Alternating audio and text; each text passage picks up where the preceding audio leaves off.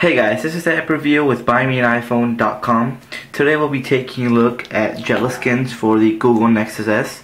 This is basically, like the name says, just a skin that you apply on the front and the back of your device, and it'll provide some nice grip as well as some scratch protection, but obviously being so thin it won't provide much drop protection. So as you can see, it does say Gelaskins protection with style, not bulk.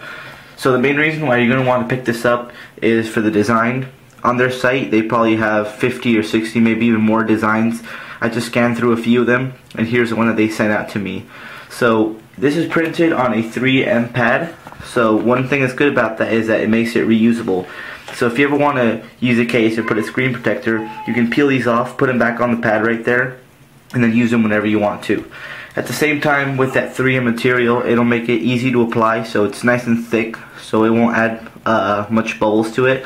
So you just slap it down and just work out the little bit of bubbles and the creases that come out on the sides, and everything will look smooth and perfect, as you can see.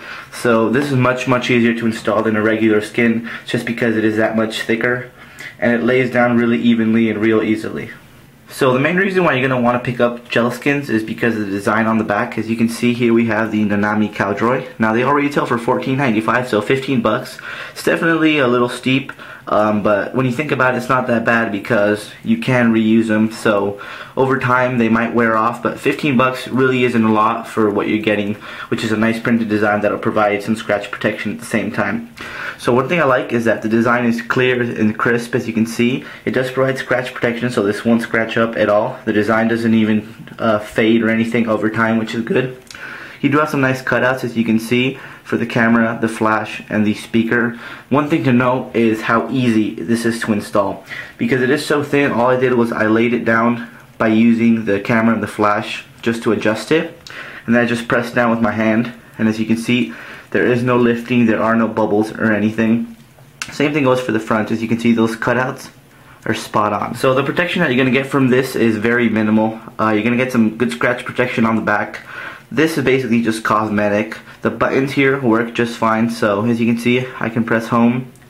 That works just fine. I can pull up search. I can go back. Everything works fine. So that little piece there doesn't interfere with the buttons at all. At the top, like I said, those cutouts are perfect, so no worries there. One thing I wasn't a big fan of was the amount of actual foam that was left.